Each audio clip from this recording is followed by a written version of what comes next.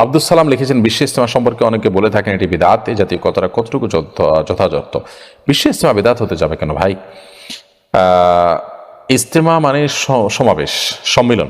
বিশ্ব ইজতেমা মানে হলো বৈশ্বিক সম্মেলন, যে সম্মেলন পৃথিবীর বিভিন্ন দেশে মানুষ একত্র হয়, বা একটা সংগঠনের, একটা জামাতের, একটা ইসলামিক কোনো একটা অ্যাক্টিভিটিসের আপনার বৈশ্বিক পর্যায়ের যদি সম্মেলন হয়, সেটা বিশ্ব ইজতেমা।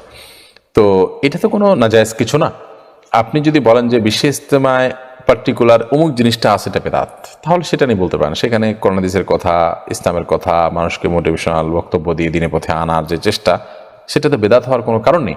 বেদাত হবে তখন যখন ইবাদতের পদ্ধতির মধ্যে, ইবাদতের প্রক্রিয়ার মধ্যে, পরিমাণের মধ্যে আমরা কোনো প্রকার সংযোজন বিয়োজন করবো, তখন। বিধায় বিশ্ব ইজতেমা কি এটাকে বেদাত বলবেন? কোনো আলেম তো এটাকে বেদাত বলেন না। বিধায় এটা বেদাতের সংজ্ঞা না বোঝার কারণে অনেকে বলে থাকেন।